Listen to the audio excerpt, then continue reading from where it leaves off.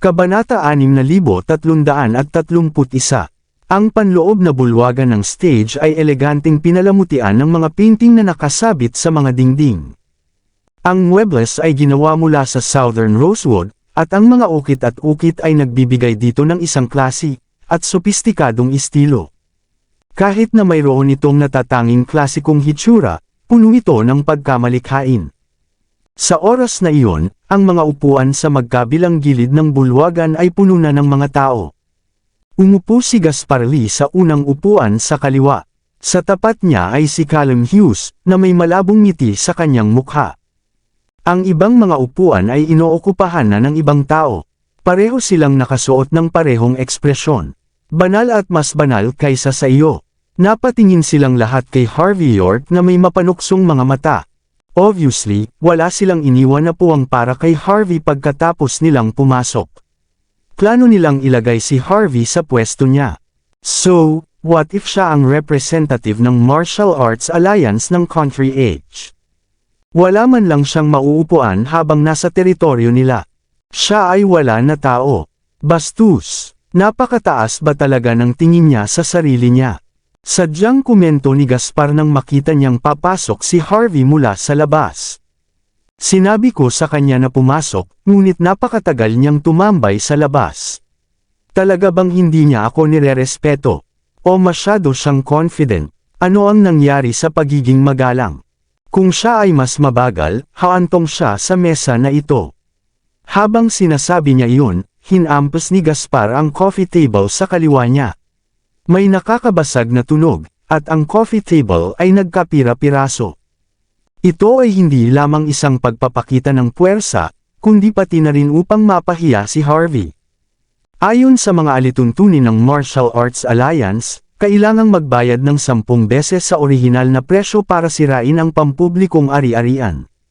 Tumayo si Harvey at naglakad papunta sa gitna ng inner hall. Bilang elder, mas mabigat ang iyong mga krimen kapag alam mo ng mabuti ang mga patakaran. Bilang isang kinatawan, nagpasya akong bayaran mo ng 100 beses sa orihinal na presyo. Malamang na nagkakahalaga ito ng $150,000, kaya tandaan na mag-iwan ng $15 milyong para sa ibang pagkakataon. Kung hindi, tapos na ang tungkulin mo bilang elder. At ito ang napagpasyahan ko. Ang yabang ni Gaspar, di ba? Gayunpaman, si Harvey ay mas mayabang kaysa kay Gaspar. Gusto ni Gaspar na ipahiya si Harvey, at pagkatapos ay nagpasya si Harvey na maging mas direkta sa kanyang diskarte. Nalampasan mo na ang linya, Harvey. Maging ang mga taga-training ground ay kailangang tawagin siyang elder kapag nakita namin siya. Gaano ka na katagal sa Martial Arts Alliance ng Country Age? Sino ka sa palagay mo, at gaano ka kalakas loob na kumilos ng may kayabangan? Ano, sa tingin mo ba ay mahalaga ka na ngayon? O akala mo ba natatakot ako sa iyo noon? Sabi ni Callum sa kakaibang tono sa pagkakataong ito. Lahat ng mga kabataang lalaki at babae na nakaupo sa kanilang mga upuan ay nakatingin kay Harvey na may parehong masamang hangarin. Lahat sila ay nakababatang henerasyon na tumayo sa tabi ni Callum. Hindi lang sila mga anak ng martial arts masters, kundi mga nepo babies din sila. Lahat sila ay hindi sigurado kung paanong ang isang tagalabas na tulad ni Harvey ay biglang naabot ng ganoong taas sa loob ng Martial Arts Alliance. Callum, hindi ko na uulitin. Ipakita ang paggalang sa kinatawan. Wika ni Gaspar sa kakaibang tono sa pagkakataong ito na ikinapikit ng mga mata habang nakatingin kay Harvey. Ang ating kinatawan dito ay kumakatawan sa lahat ng mga lugar ng pagsasanay. Noong nakaraan, siya ang tinatawag nating hierarch. Karaniwan na para sa isang tulad niya na tumayo sa itaas ng lahat. Sa tingin mo ba kayang labanan siya ng isang ordinaryong estudyanteng tulad mo? Kahit na ikaw ang taong may pinakamaraming potensyal at pinakamataas na posibilidad na pamunuan ang Martial Arts Alliance ng Bansa H sa pinakamaliwanag na hinaharap, wala ka pa ring karapatan, hindi ba? Ang ginagawa ngayon ni Gaspar Lee ay pinapagalitan si Callum Hughes gamit ang kanyang senior position. Gayunpaman, nang pinagalitan niya si Callum, kakaiba ang mga salitang ginamit niya. Parang naiinis talaga siya kay Harvey York. Napapikit ang lahat ng mayayabang at mayayabang na binata habang nakatingin kay Harvey nang marinig nila ang sinabi ni Gaspar. Narinig na nila ang tungkol kay Harvey at kung ano ang ginawa niya at alam nila kung ano ang nangyayari sa labas. Gayunpaman, ang lahat ng mga kabataang ito na tinawag na 10 prodigy mula sa iba't ibang lugar ng pagsasanay ay mayroon pa ring kaparehong mapangahas na opinyon. Naniniwala sila na ang mga mula sa Divine Martial Arts Training Grounds lamang ang tunay na mga malalakas.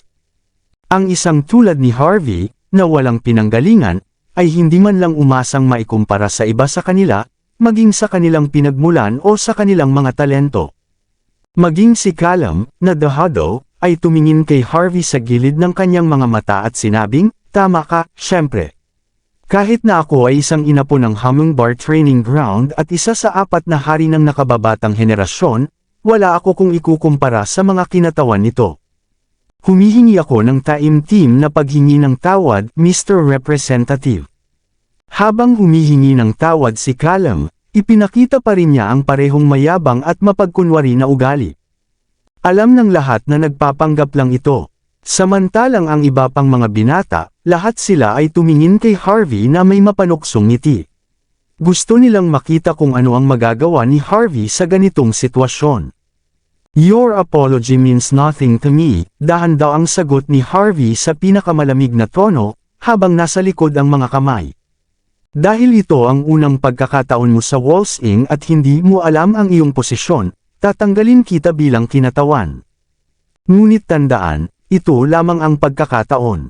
Kung maulit pa ito, paparusahan kita ayon sa alituntunin ng Martial Arts Alliance. Naiintindihan mo ba, anak?" Hindi man lang nilingon ni Harvey si Callum pagkatapos sabihin iyon, sa halip ay tumingin kay Gaspar bago sinabing, "Siyempre, kung may magpapabigat sa kanila gamit ang seniority nila, I would give him the same treatment." Ngunit ang paghampas sa mukha ng isang taong napakatanda na ay malamang na madumihan lang ang aking mga kamay, kaya tandaan na maghanda ng mga disposable gloves. Napabuntong hininga na sabi ni Harvey sa katumingin sa mga kamay niya na para bang naiinsulto sa ginawa niyang iyon. Ito ay isang hindi marahas na insulto. Ibig sabihin ay ayaw niyang patulan ang mukha ni Gaspar, kahit na ialok pa ni Gaspar ang kanyang mukha. Isang sampal. Nagdilim ang ekspresyon ni Callum. "Sino ang iniisip mong sampalin?" Naging madilim din ang ekspresyon ni Gaspar. "Maglakas loob kang gawin mo itong muli." Mahinang sabi ni Harvey, "Hindi mo ba narinig? Sa nakikita ko tumatanda ka na, uulitin ko. Kung may gumamit ng kanilang seniority, bibigyan ko sila ng parehong paggamot. Siyempre, kapag sinabi kong seniority, kasama ka dyan, elder. Sa pagkakataong ito ba ay malinaw na? Naiintindihan mo ba? Ikaw." Sa sobrang galit ni Gaspar ay nararamdaman niyang kumukulo ang kanyang dugo. Hinampis niya ng kaliwang kamay ang armrest at halos bumangon at lumaban. "Kuya Lee." Humakbang si Charlotte Paget at sinubukang pakalmayan ang kapaligiran na may maputlang mukha.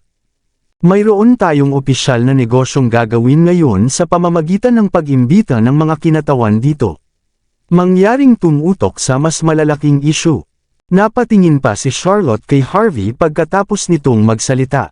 Malinaw, naniniwala si Charlotte na si Harvey ay hindi kapantay ni Gaspar sa mga tuntunin ng kakayahan, reputasyon, at prestihiyo. Sana ay matanto ito ni Harvey. Nang marinig ni Callum Hughes ang sinabi ni Charlotte Paget, kumalma rin siya. Tumingin siya kay Harvey York bago sinabing, "Elder Lee, tama si Miss Charlotte.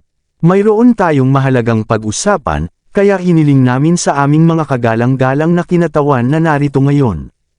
Gayunpaman, nais lamang ng kinatawan na sirain ang pagpupulong na ito sa pamamagitan ng paggawa ng gulo. Hindi natin siya mabibigyan ng pagkakataong umalis." Nang marinig ni Gaspar Lee ang sinabi ni Callum ay kumalma rin siya. Sa kabila nito, malamig pa rin niyang tiningnan si Harvey at sinabing, "Dapat mong tandaan na magpakita ng paggalang sa iyong mga nakatatanda at alagaan ang iyong mga nakababata kahit na mayroon kang ilang mga nagawa. Iginagalang na ako sa underworld noong bata ka pa na naglalaro ng mga laruan mo." Pagkatapos, sinabi ni Harvey, "Iyan ay parang kahanga-hanga. Bakit hindi mo makuha ang paggalang na iyon ngayon? Sa tingin mo ay napakataas at makapangyarihan ka na kapag ikaw ay isang kasangkapan lamang na ginagamit ng iba anuman ang iyong edad. At masaya ka na dyan. Ikaw, naramdaman agad ni Gaspar, nakakakalmo lang ang sarili, ang pagtaas ng presyon ng kanyang dugo. Anong gusto mong sabihin? Sabihin mo dito at ngayon din. Kung wala ng iba, aalis na ako. Balak kong pumunta sa special fried chicken mamaya. Gusto mo bang managot kung maubos na mabenta ang fried chicken? Lahat ng tao doon ay ganap na nagalit, salamat kay Harvey. Hindi pa sila nakakita ng isang taong maaaring maging bastos at mapang-insulto. Huminga ng malalim si Gaspar at tuluyang napigilan ang galit na nag-aalab sa loob niya at sinabing, sige. Itigil ang pag-aaksaya ng oras. Bumaba na tayo sa negosyo. Harvey, nabalitaan ko na gumamit ka ng scheme para talunin ang Country I team noong ikaw ay nasa Floatwell at nakakuha ng posisyong kinatawan. Nandito ako para sabihin sa inyo na ang Martial Alliance ng Country H ay isang marangal na organisasyon, at hindi namin matitiis ang anumang kabiguan. Kaya gusto kong linawin mo ang bagay na ito. Puno ng awtoridad ang ekspresyon ni Gaspar nang sabihin niya iyon. Skema, paglilinaw. Tahimik na tanong ni Harvey. Inosente ako, at wala akong kailangang patunayan. Maaari mong sabihin sa mga nag-akusa sa akin ng paggamit ng mga pukana upang harapin ako ngayon. Isipin mo na lang nakawalan kung hindi ko sila tatapusin sa 3 galaw. Wala rin akong pakialam na ibigay sa kanila ang titulo ko bilang deputy. May saya sa mga mata ni Gaspar nang marinig ang sinabi ni Harvey. But before his excitement could fully manifest, Harvey continued and said, pero kung hindi sila kapareha sa akin at banibitag nila ako, pipilayin ko sila. Bawat isa sa kanila. I can guarantee na ang mga mapili ko ay mauuwi bilang pulubi. Ngayon, sino ang haharap sa akin? Gagawin niyo ba sila isa-isa? O magkasama? Iniisip ni Harvey kung mabait sila, palaging may puwang para sa maniobra, kung ano man ang gusto nilang pag-usapan. Kung maganda ang alok, maaari pa niyang talikuran ang kanyang tungkulin bilang kinatawan. Ngunit nung tretuhin siya ni Gaspar at ng iba pa na parang isang kriminal nang makilala siya. Walang respeto sa kanila si Harvey. Kung hindi niya pinahiya ang mga ito, hindi siya si Harvey. Nagbabanta ka ba ngayon? Sigaw ni Gaspar habang hinahampas muli ang armrest. Mayroon kaming sapat na ebidensya upang ipakita na hindi mo nakuha ang iyong tagumpay sa Floatwell ng may karangalan. Alam din namin na nakikipagtulungan ka kay Zoe Garcia mula sa bansa ay. Kung hindi, paano sila matatalo ng isang tulad mo ng mag-isa? Malinaw na karamihan sa mga tao sa training grounds ay naniniwala na madaling manalo si Harvey dahil sinuhulan niya si Zoe. Baka pati si Axel Garcia ay nadroga. Kung hindi, paano sila matalo ng isang napakabata na tulad ni Harvey? Uulitin ko iyan, sabi ni Harvey York, at malamig na ngumiti. Ang mga naniniwala na hindi ako nanalo ng marangal sa Floatwell ay malayang hamanin ako. Nandito na ako, kaya please move. O sinasabi mo na dapat bigyan ko ng free move handicap. Maaari kong isaalang-alang kung maaari mong bayaran ako ng $15 milyong para sa bawat pagkilos. Ikaw, sa wakas ay nakita ni Gaspar Lee na si Harvey ay hindi isang taong maaari nilang makipag-ayos. Walang silbi kung gusto nilang pilitin siya ng mga pagdududa at mga prinsipyo sa moral. Iyon ay dahil sumusunod siya sa isang prinsipyo. Ang lakas ay maaaring tama. At sa katunayan, ito ang parehong prinsipyo na sinusunod ng martial world. Alam din ni Gaspar kung gaano kalaki ang kapangyarihan ni Harvey. Kung ang mga kabataang naruroon ay lumaban, walang sinuman sa kanila ang makakatalo kay Harvey ng mag-isa. Maaaring magkaroon sila ng pagkakataon kung sabay nilang atakihin ito. Si Harvey ay isang brutal na tao. Kung nakipag-away sila at na-knockout niya ang ilan sa kanila, hindi maipapaliwanag ni Gaspar ang nangyari sa training ground. Nandito siya para pilitin si Harvey na talikuran ang kanyang posisyon, hindi magpakamatay. Huminga ng malalim si Gaspar at pinikit ang kanyang mga mata habang nakatingin kay Harvey pagkatapos na isaalang-alang ang kanyang mga pagpipilian. Okay, Ngayong nandito na tayo, ilagay natin lahat ng card natin sa mesa. Ang dahilan kung bakit ang Martial Arts Alliance ng Country H ay nagdaraos ng martial arts tournament ay upang piliin ang pinakamalakas na manlalaban sa mga nakababatang henerasyon na magmana ng posisyong kinatawan.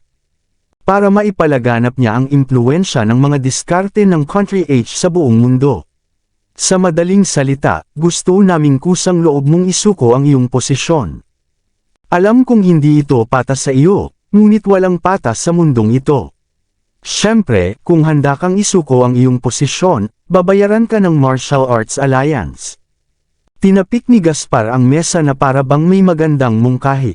Pero kung tumanggi ka at gusto mo pa ring mapanatili ang iyong posisyon bilang kinatawan, hindi ito magiging maganda para sa iyo. Kailangan mong maunawaan na hindi lamang ako kumakatawan sa aking sarili, kundi pati na rin ang lahat ng mga lugar ng pagsasanay na bahagi ng alyansang ito. Pagkatapos, sumagot si Harvey, wala akong pag-aalinlangan tungkol sa pagsuko sa posisyon na ito. Isa lang ang kondisyon ko. Gusto kong talikuran ng Martial Arts Alliance ng Bansa H ang posisyon nito bilang isa sa 5 magagaling na direktor ng World Martial Alliance. Sa tuwing bumitaw ang alyansa, isusuko ko ang aking posisyon. Ikaw, how dare you? Nanginginig sa galit si Gaspar. Wala ka bang nararamdamang kahihiyan o pananagutan? Nakuha lang ng Martial Arts Alliance ng Country H ang posisyon ng isa sa 5 magagaling na direktor, salamat sa pagsusumikap ng ating mga nakatatanda. At inaasahan mong susuko na lang tayo. Kalmadong sagot ni Harvey, I'm sorry, pero kung tama ang pagkakaalala ko, ako ang nanalo sa posisyong iyon. Dahil ako ang nanalo, kaya ko itong itapon kung kailan ko gusto. Pinaalis mo ako nung hindi mo na ako kailangan, at ngayon gusto mong gamitin ang seniority at mga tungkulin para kontrolin ako. Kahit na gusto ninyong samantalahin ako ng mga matatanda, maaari ba ninyong malaman kung paano ko nakuha ang posisyon ng direktor para sa Alliance? Kung mapipili ko ang World Martial Arts Alliance na tanggapin ako, mapapaalis ko rin sila sa posisyon ng Country H bilang direktor. Naiintindihan mo ba? Naiintindihan ko, mapanuksong sagot ni Gaspar. Sa madaling salita, gusto mo lang ng mga benepisyo dahil maliit ang kontribusyon mo sa alyansa. Ito ay isang $20 bill. Sabi mo gusto mong bumili ng fried chicken diba? Nagbabayad na ako ngayon. Ngayon, lumabas ka na. Kumuha si Gaspar ng $20 bill at itinapon ito kay Harvey. Maraming salamat sa lahat ng sumusubaybay. Please subscribe and follow my YouTube and Facebook channel, Filipino Novel. Maraming salamat po. Kabanata 6335. Nakita ng lahat ang isang $20 bill sa lupa. Ang kanilang mga mapanuksong ekspresyon ay malinaw para makita ng lahat. Tanging si Harvey York lang ang kalmado gaya ng dati. Elderly, kung ako sa iyo, kukunin ko ang $20 na perang papel at lunukan ito ng paunti-unti. Sa ganoong paraan, maaari akong magpanggap na hindi ito nangyari. O sinasabi mo ba sa akin na ang posisyon ng kinatawan para sa alyansa ay nagkakahalaga lamang ng ganito? Bakit naman? Ano ang ibig mong sabihin? Sa tingin mo ba ay napakaliit kung kailangan kong kumuha ng $20 mula sa aking pondo sa pagre-retiro? Sabi ni Gaspar Lee na may madilim na ekspresyon. Magiging transparent ako sa iyo. Walang sino man ang nakakuha ng kahit ano mula sa akin mula nang ako ay sumali sa lipunang ito. Dapat kang magpasalamat na nakakuha ka pa ng $20 mula sa akin. Ito ang aking paggalang sa iyo. At tatanggapin mo ito, gustuhin mo man o hindi. Walang puwang para sa negosasyon. Dapat kang magpasalamat na natuto akong kontrolin ang sarili ko nitong mga nakaraang taon. Kung ako noon, pinatay ko na ang buong pamilya mo dahil sa pagiging mayabang. Hinawakan ni Callum Hughes ang kanyang mahabang manipis na tabako at sinabing, si Elder Lee ay hindi kasing tapat ng mga kabataang tulad natin. Siya ay nakipaglaban sa underworld sa loob ng maraming taon at nakapatay na ng mas maraming tao kaysa sa nakita mo. Ipinakita niya ang kanyang paggalang sa pamamagitan ng pagbibigay ng $20 bill. Dapat mong ihinto ang pagsisikap na samantalahin ang sandali. Kung hindi, hindi lang mawawala ang $20, kundi kailangan mo ring magpakumbaba at humingi ng tawad kapag nagalit siya. Matalino kang tao, kaya dapat mong malaman na wala si Elder Lee dahil gusto niya. Yun din ang wish ng lahat ng training grounds. Sa tingin mo kaya mong labagin ang kagustuhan naming lahat. Tumigil ka sa pagiging walang muwang. Sabi ni Callum habang nagsisindi ng tabako. Isuko mo na ang iyong posisyon. Inihanda ko na ang mga dokumento para sa iyo.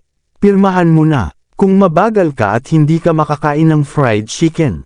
Napatingin si Charlotte Paget kay Harvey na may nalilitong ekspresyon. Mr. Representative, hindi na kailangan ng hindi kinakailangang pagkalugi dito.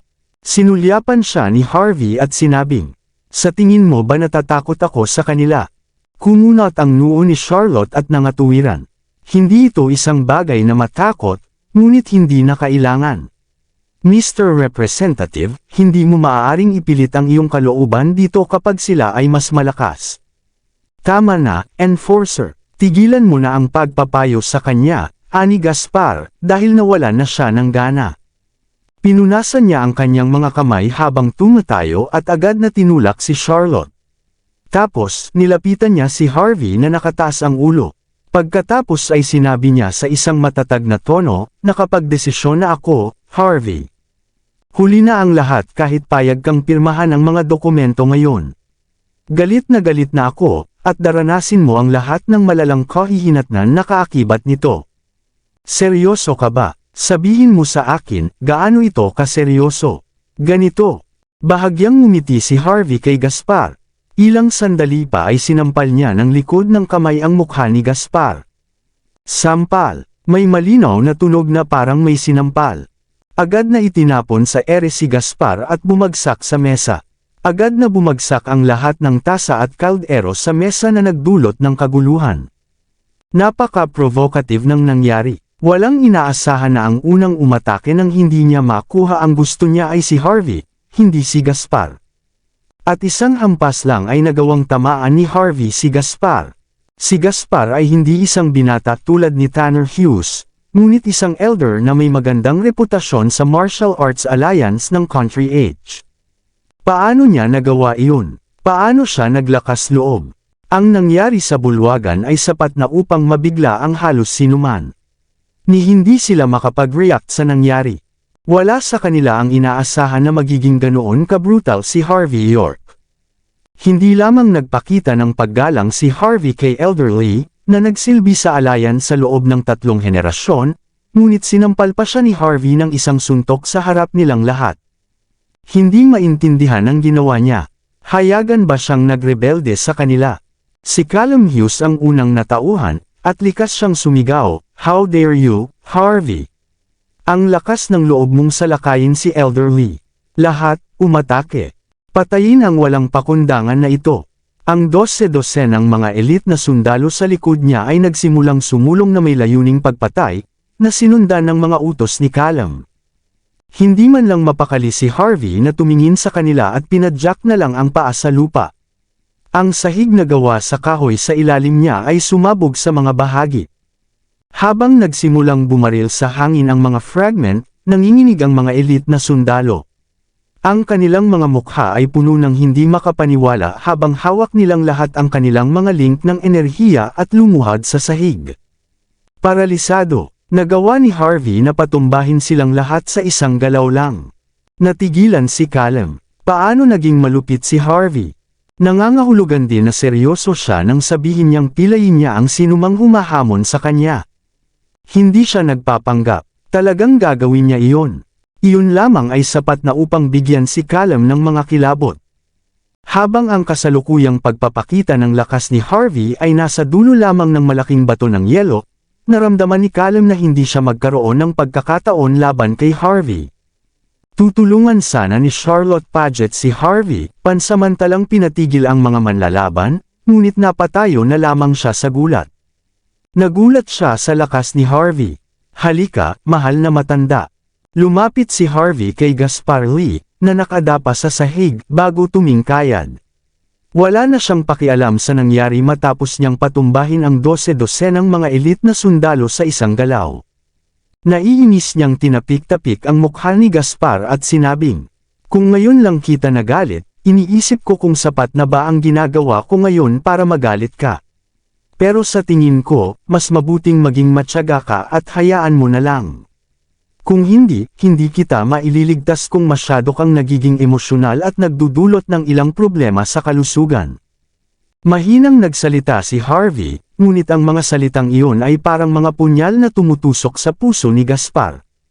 "Anak ng tinapa," sigaw ni Gaspar na nanginginig ang katawan sa galit. "How dare you hit me? Babayaran kita ng halaga." Hindi na nag-aksaya ng hininga si Harvey at muling sinampal si Gaspar. Muling gamulong si Gaspar sa lupa. Napasigaw si Gaspar sa sakit nang tumama ang kanyang ulo sa malapit na poste, at puno ng dugo ang kanyang ulo. "Bastos ka, anak ng asungot. Hindi ako magpapakita sa iyo ng awa. Papatayin ko ang iyong buong pamilya. Papatayin ko silang lahat." Napabuntong hininga si Harvey at muling lumapit kay Gaspar. "Nagbago na ang panahon. Tulad mo, ang isang taong hindi alam kung ano ang mabuti para sa kanya ay mamamatay ng 100 beses. Dapat kang magpasalamat sa mga umiiral na batas. Kung hindi, hindi ka makakaligtas hanggang ngayon." Ipinatong ni Harvey ang kanyang paa sa mukha ni Gaspar habang sinasabi niya iyon at pagkatapos ay ipinatong ang kanyang bigat dito, na tinadyakan ang mukha ni Gaspar ng ilang beses. "Ikaw, arg!" Ramdam ni Gaspar ang matinding kirot sa kanyang mukha, at halos mawalan na siya ng malay. Ang tanging nararamdaman niya ay lungkot at galit sa loob niya. Nirerespeto at pinuri siya ng lahat bilang isang elder sa Martial Arts Alliance ng bansang H sa lahat ng mga taon na ito. Kailan pa siya nakaranas ng ganito? Hindi niya ito matiis. Ipinagmamalaki ni Gaspar Lee na magagawa niya ang anumang gusto niya sa Martial Arts Alliance ng Country H. Ipinagmamalaki niya na nakamit niya ang paggalang sa buong bansa. Hindi niya alam na darating ang panahon na sasamantalahin siya ng ganito. Gayunpaman, ang pinakamahalagang bahagi ng lahat ng ito ay hindi ang pagkatalo na dinanas niya, kundi ang katotohanang siya mismo ay dumanas ng gayong kahihiyan. Siya ay nasa napakatanda na at tinawag ang kanyang sarili na isang elder. Pinapanatili din niya ang komunikasyon sa lahat ng mga pangunahing lugar ng pagsasanay. Paano siya makikipag-ugnayan sa kanila pagkatapos magdusa ng gayong kahihiyan? Gayunpaman, sa kabila ng kanyang panghihinayang at pagkamuhi, hindi na nang ahas si Gaspar na magsalita pa. Ito ay dahil sa wakas ay napagtanto niya ito. Maaaring ipakita sa kanya ng iba ang paggalang, ngunit hindi kailanman nag-abala si Harvey York na magpakita ng anumang paggalang. "Mabuti na lang at alam mo ang lugar mo," sabi ni Harvey nang makita niya kung paano pinigilan ni Gaspar ang kanyang kawalang kasiyahan. Pagkatapos, tinakpan ni Harvey ang mukha ni Gaspar ng tissue paper na ginamit niya lang sa pagpunas sa kanyang mga kamay. "Next time, you have to understand that you have the right to speak before doing something. Kung hindi, kung nalaman kong ginagamit mo ang seniority mo bilang dahilan at wala kang pakialam sa hustisya, hindi natatapos ang usaping ito sa ilang sampal lang," mahinahong sabi ni Harvey habang nag-aalis ng alikabok. Tungkol sa posisyon ng kinatawan para sa Martial Arts Alliance ng bansa H, mangyaring kunin ito kung kailan mo gusto. Ang kailangan mo lang gawin ay tuparin ang aking kahilingan. O sige, gayunpaman, may isa pang paraan. Makakahanap ka palagi ng papatay sa akin. Ngunit bago iyon, iminumungkahi ko na maghanda ka ng sapat na mga kabaong at maghanda ng isang punerarya. Kung hindi, hindi magkakaroon ng sapat na oras, at makaligtaan mo ang oras upang ilibing. Magiging hindi mapakali na multo kapag katapos nito. Casual na wika ni Harvey na may tuyong ngiti, ngunit sa bawat salita niya ay namumula ang mukha ni Gaspar.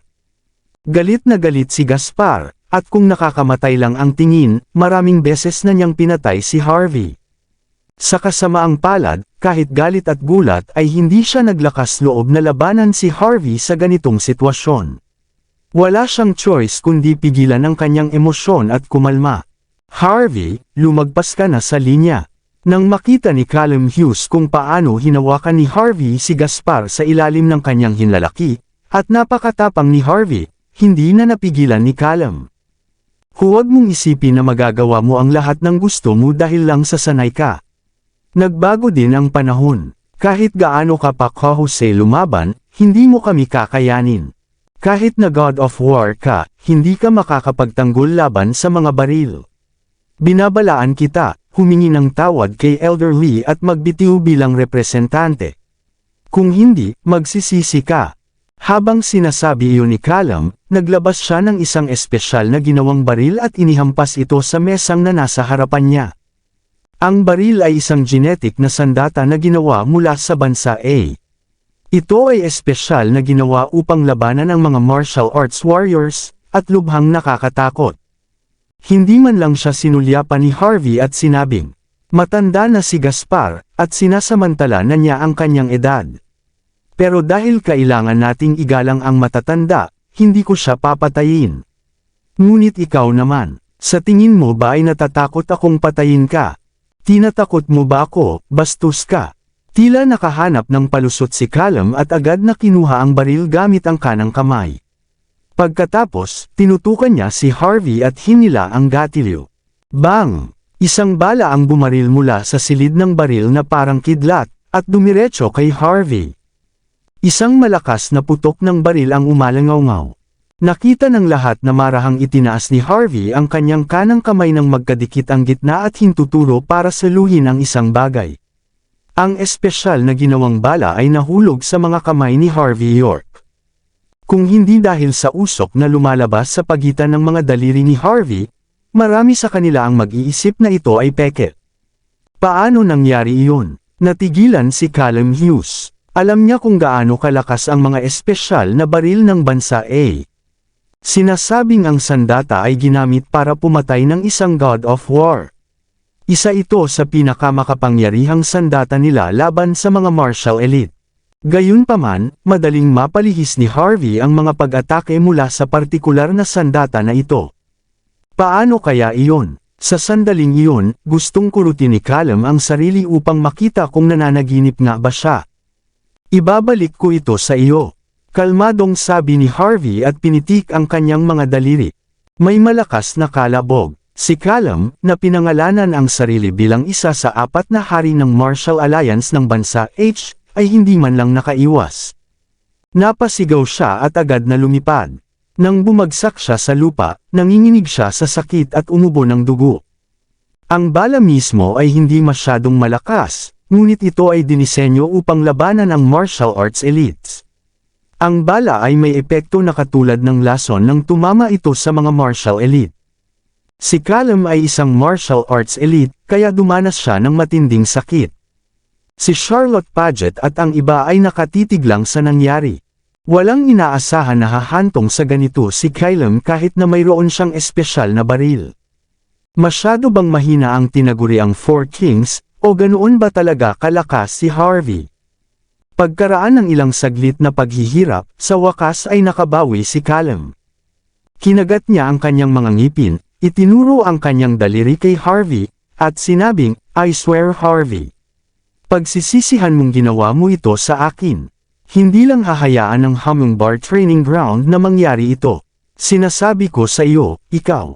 At, naglakad si Harvey patungo kay Callum na may masamang tingin. Bakit ka ngayon tumatahol? Bastos ka, Harvey, sabi ni Callum na nagpapanatili ng lakas ng loob. Agad na sinipa ni Harvey si Callum, at ang kanyang figure ay lumipad sa ere na parang manika.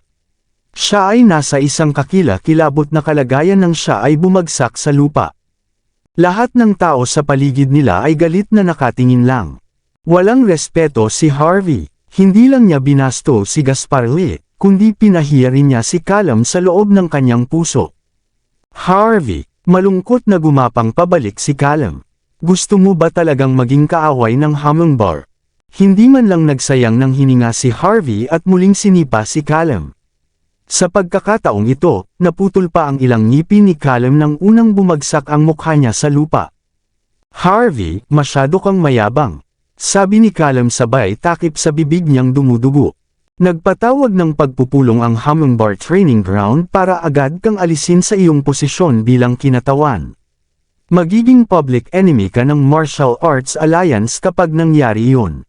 Sa oras na iyon, walang makakatulong sa iyo. Ang pampublikong kaaway ng Martial Arts Alliance ng Country Age. Alisin mo ako sa kinatatayuan ko. Malamig na ngumiti si Harvey habang nakapikit ang mga mata at tumingin kay Callum. Inabot pa ni Harvey ang kanang kamay para tapikin ang mukha niya. Para ipatawag ang assembleya ay nangangailangan ng pag-aproba ng lahat ng lugar ng pagsasanay. Hindi ko nababanggitin ang iba, pero sa tingin mo ba papayag ang Heaven's Gate dyan? Kung ganoon ang impluensya ng Hummingbird, kailangan pa ba ninyo ang pagpupulong ngayon? Napipilitan na sana akong umalis ngayon, di ba? Naiintindihan ko na may sarili kang ambisyon. Naiintindihan ko rin na walang ganoong kapangyarihan ng Hummingbird. Pero pwede bang wag kang masyadong walang muwang? Sa tingin mo ba talaga magagawa mo sa akin ang lahat?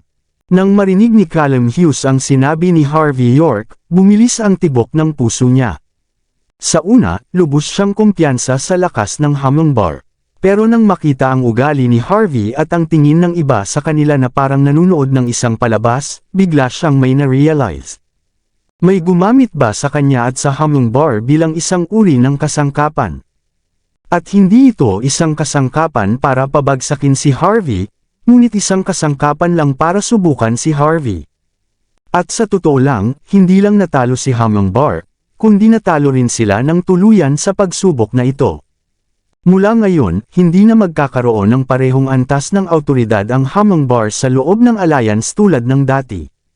Sa sandaling iyon ay sumagi sa kanyang isipan, at naramdaman niya ang lamig sa kanyang gulugod. Wala na rin ang yabang ni Callum nang mapagtanto niya iyon. Napangiti si Harvey, mukhang naintindihan mo na rin sa wakas. Sa tingin ko may kakayahan kang matuto. Ngayon, bibigyan kita ng isa pang pagkakataon. Humingi ka ng paumanhin sa akin at gumapang ka pabalik sa kung saan ka man nanggaling. Ikaw, halos pawiin na ni Callum ang galit niya matapos marinig ang sinabi ni Harvey, ngunit wala siyang choice kundi pigilan ito pagkatapos humarap sa malamig na tingin ni Harvey. Siyempre, maaari mong piliin na huwag humingi ng tawad. Hindi ko pipilitin, sabi ni Harvey na walang pakialam ng ngiti. Patuloy na kumikibot ang gilid ng mga mata ni Callum. Ito ang unang pagkakataon na ang isang marangal na kapanganakan na tulad niya ay nahaharap sa ganitong senaryo. Ang kanyang karanasan ay nagsabi sa kanya na ang pakikipaglaban ay hindi ang pinakamahalagang bagay sa underworld. Ang pinakamahalaga ay ang mga koneksyon ng isa. Ngunit ang sandaling ito ay malinaw na ipinakita sa kanya na kapag ang isa ay walang lakas na lumaban, walang kahulugan kahit gaano pa karami ang koneksyon ng isa. Not to mention na natamaan siya ng special firearm from Country A. Kahit hindi pa siya natamaan ng baril, alam niyang hindi pa rin siya makakapareha ni Harvey. Sa sandaling ito, walang pinagkaiba kung sumuko siya o tumanggi na maging matigas ang ulo kapag nahaharap sa napakalaking balakid. Dahil doon, huminga ng malalim si Callum at tumingin kay Harvey. Nahirapan siyang sabihin iyon. Patawarin mo ako. Pagkatapos, sinabi ni Harvey, lumuhod ka. Ikaw, nagnganga ang ngipin ni Callum pero nakaluhod pa rin sa huli. Paumanhin, Mr. Representative. Mabuti. Inabot ni Harvey ang kamay niya at tinapik ang mukha ni Callum. Alam kong may mga pinagsisisihan at puot ka pero walang kwenta lahat. Hindi ka tugma sa akin, kahit anong puot ang nararamdaman mo. Dapat mong tanggapin ang lahat at lumuhod. Mula ngayon, mas mabuting huwag ka nang magpakita sa harapan ko. Papaluhudin kita sa tuwing makikita mo ako. Siyempre, kung confident ka, pwede ka pa ring lumapit at hamanin ako. Pero kapag nangyari yun, hindi na lang kita papaluhidan. Ipapayuko kita sa aking paanan. Galit man siya nang marinig ang mga sinabi ni Harvey ay hindi na naglakas loob na magsalita si Callum. Pero alam ni Callum kung may sasabihin pa siya, literal na ipapaluhod siya ni Harvey sa paanan niya. Tinakpan niya ang mukha niya bago umalis na puno ng galit. Sandali, sabi ni Harvey. Bakit hindi mo sabihin sa akin ang lahat ng sabay-sabay, Mr. Representative? Kung gusto mo akong patayin, gawin mo na agad. Walang lakas ng loob na magsalita si Callum dahil galit siya kay Harvey. You make it sound like I'm irredeemable. Sabi ni Harvey sabay buntong hininga. Ang dahilan kung bakit kita pinigilan ay hindi dahil may gusto akong gawin sa iyo. Ngunit mangyaring paalalahanan si Elder Lee na kailangan niyang magbayad para sa paninira ng pampublikong ari-arian. Maaari lamang siyang umalis pagkatapos niyang magbayad ng $150 milyong. Paumanhin, ngunit kung hindi niya ito mabayaran, hindi siya maaaring umalis. Nang marinig ni Callum at Gaspar ang sinabi ni Harvey, nakaramdam sila ng labis na kahihiyan at gusto nilang mamatay kaagad. Emosyonal na inaatake sila ni Harvey. Talagang lumampas siya sa linya. Kabanata 6340. Makalipas ang 10 minuto, naiwan na walang laman ang panloob na bulwagan ng stage. Umalis ang mayayabang na tao na nakaupo sa loob ng ilang sandali pagkatapos magpaalam kay Harvey York. Hindi naman sila sineryoso ni Harvey at kumaway lang ito ng nakangiti. Ibinigay pa niya ang lahat ng mga eleganteng ginawang business card. Pagkaalis nila, kakaiba ang tingin ni Charlotte Paget kay Harvey habang tumabi ito sa kanya. May gusto siyang sabihin, pero hindi niya magawa. Are you trying to say na masyado akong relaxed? Pinahiya ko lang si Callum at yung iba, pero binigay ko na yung mga business card. Hindi ka naman sanay sa mga ganito diba? Sabi ni Harvey pagkatapos sumulyap kay Charlotte. Medyo, normally, kakampi nila si Callum, sagot ni Charlotte. Nagkakamali ka, lahat sila ay kumakatawan sa kani-kanilang club. Hindi sila kumampi kay Callum. Kampi sila sa side na may advantage, mahinahong sabi ni Harvey. Kung si Callum ang bumubugbog sa akin ngayon, lahat sila sisipain ako habang nakababa ako. Hindi nila ako bibigyan ng pag-asa na lumaban. Hindi sila titigil hanggat hindi nila ako lubos na nasisira. Unfortunately, ako ang nanalo ngayon. Hindi nila ako pahihirapan ng walang pahintulot mula sa training ground.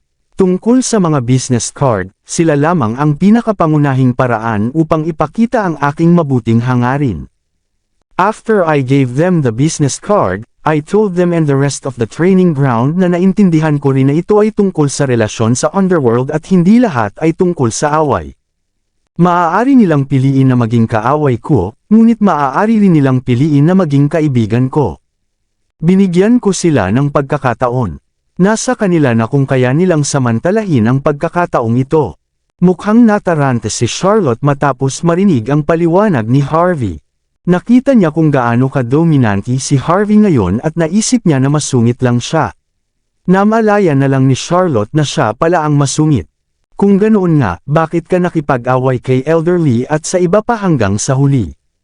Tapos, sabi ni Harvey, dahil yun lang ang paraan para maipakita ko ang lakas ko. Ang diplomasya ay hindi lamang nagaganap sa pagitan ng malakas at mahihinang bansa, kundi pati na rin sa pagitan ng mga tao. Kung hindi ko ipapakita ang aking lakas at ipapakita ang aking mga pangil, sineseryoso ba ako ng mga matatandang lalaki at babae sa training ground? Tungkol kay Hummingbird, dahil handa silang gamitin bilang mga kasangkapan, dapat silang maging handa na mapahiya. Tulad ng para kay Gaspar, tiyak na nasaktan niya ang maraming tao sa mga nakaraang taon. May nagsamantala sa akin para turuan siya ng leksyon at ipahiya. Baka ang susunod nilang hakbang ay pilitin siyang magbitiw dahil dito. Sa madaling salita, may nangungutang sa akin ng malaking utang. Kung ano man iyon, napaka-beneficial sa akin ang nangyari ngayon. Matapos pakinggan ang mahinahong paliwanag ni Harvey, tumingin si Charlotte kay Harvey ng may interes. Sa isang sandali, naisip niya na si Harvey ay masyadong walang ingat at puno ng kanyang sarili. Ngunit ngayon, naniniwala siya na si Harvey ay naging maingat at nag-estratehiya bago nangyari iyon. Ang isang taong katulad niya ay tiyak na katulad ng isang warlord. Pero may hindi ako naiintindihan, sabi ni Charlotte nang may napagtanto siya. Bakit mo ipinapaliwanag sa akin ang lahat ng ito, Mr. Representative? Kung tama ang pagkakaalala ko, ito ang pangalawang beses na nakilala kita. Tapos, ngumiti ng malumanay si Harvey. Simple lang, dahil gusto kong maging akin ka.